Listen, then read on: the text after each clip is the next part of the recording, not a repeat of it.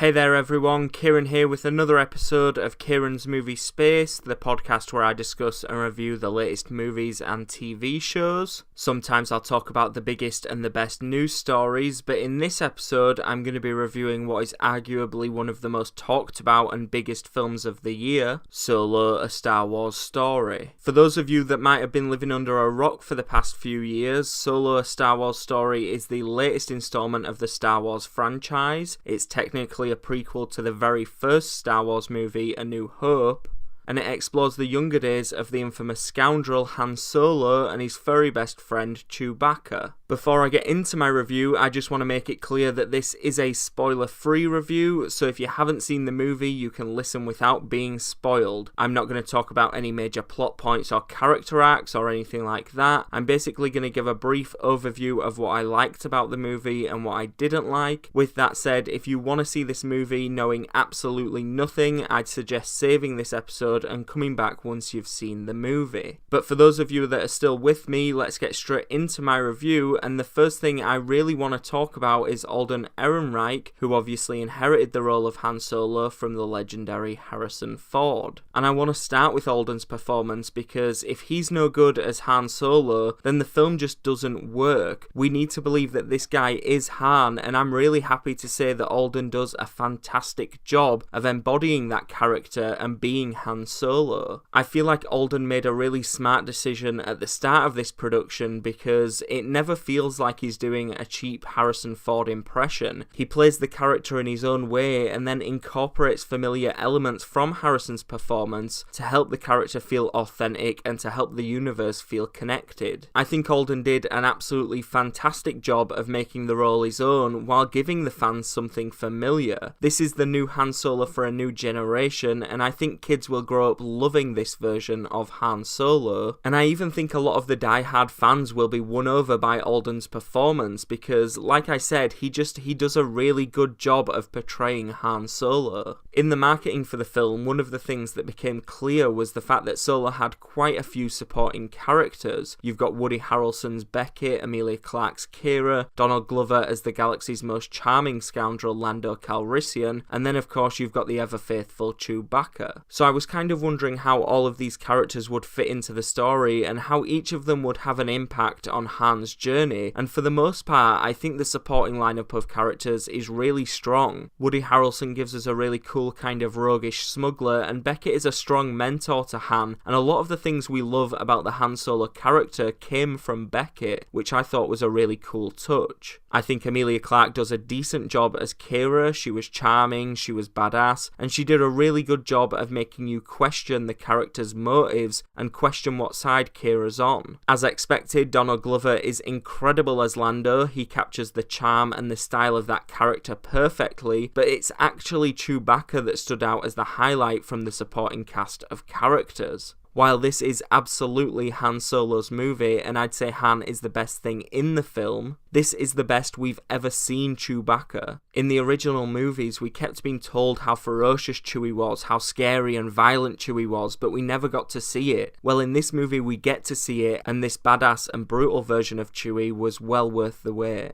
And sticking with Chewie for a second, walking into the film, the one thing that I needed to see, the one thing that I absolutely needed to see in this film was the friendship between Han Solo and Chewbacca. Those two characters have a very unique bond, and the original trilogy, as well as The Force Awakens, really made you understand the love that those two guys have for each other. Their friendship has always been my favourite thing about the Star Wars movies, and I was worried that with two different actors, the chemistry and the friendship between Han and Chewie wouldn't feel real. But I've got to say that the absolute best part of Solo: A Star Wars Story is the introduction and the development of Han and Chewie's friendship.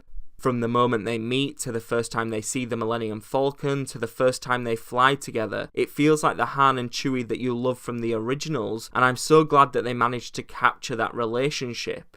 I think if the die-hard fans come away having enjoyed anything, it'll be the relationship between those two characters, because Ron Howard handles it so well and the two actors do such a great job of giving us that iconic friendship.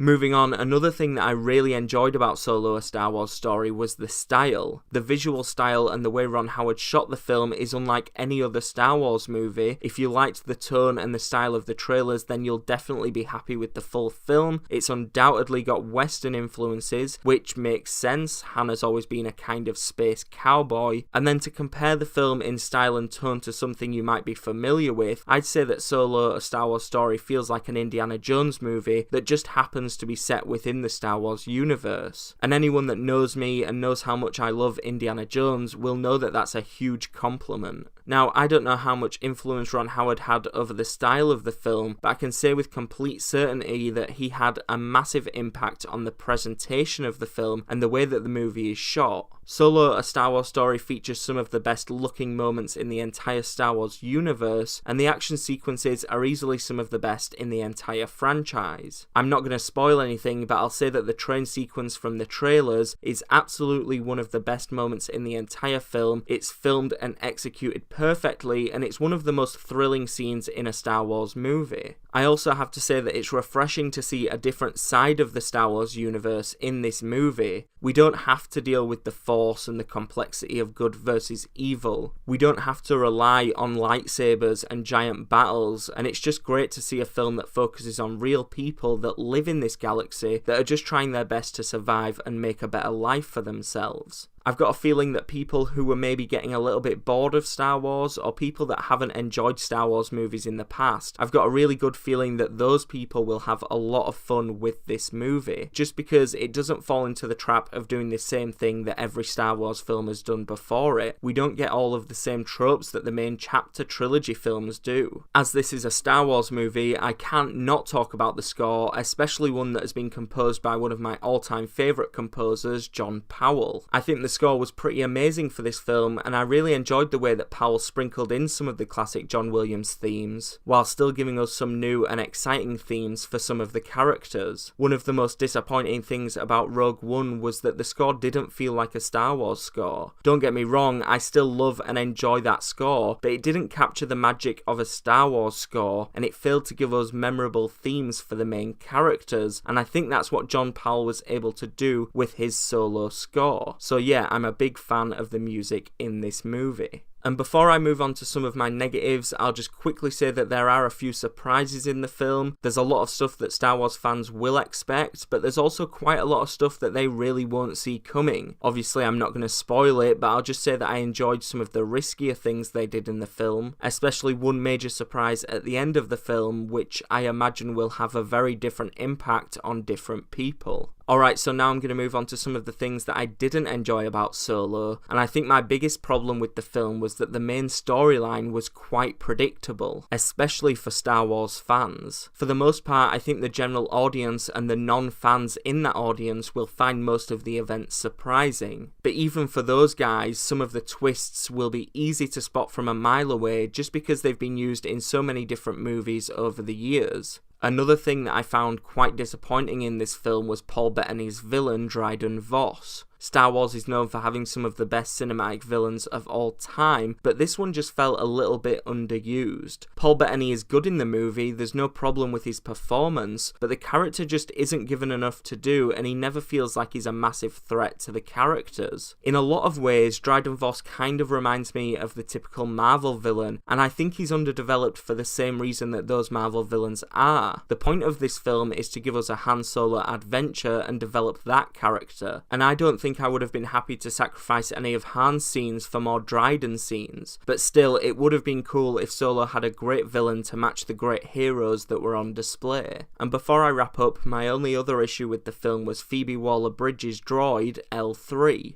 I find that in the more recent Star Wars movies, especially Rogue One, the droids have been given a lot more personality. The more I rewatch Rogue One, the more irritated I get with K2SO. He was just so over the top, and the writers were trying to make him an overly comedic character, and it just didn't work for me. And in Solo, they've done the exact same thing with L3. L3 gets some cool moments for sure, and she's nowhere near as annoying as K2SO, but I still don't understand why the newer Star Wars movies are making the same mistake over and over again with the droids. Overall, guys, I had a lot of fun with Solo: A Star Wars Story. It's charming, it's wild, and it's an energetic ride in the Star Wars universe that brings the franchise back to the feeling of the original trilogy and manages to capture the essence of who Han Solo is. Alden Ehrenreich did a great job as Han Solo. We finally got the Chewie film we've been waiting for, and I'd definitely be up for more adventures with the galaxy's favourite scoundrel. To give Solo: A Star Wars Story a score out of 10, I'm going to go with a 7.5. Like I said, I had a few small issues with the film, but overall I had a really fun time with this film, and there's a lot about it that I love. And since I've given my score, I guess that means that my review is over. Please like, comment and share this episode. It would be really cool if you subscribe, that way you won't miss another episode. I'll be back really soon with my review of Krypton Season 1. Before you go, let me know what you thought of Solo in the comment section below. Thanks for listening, I'll see you in the next episode.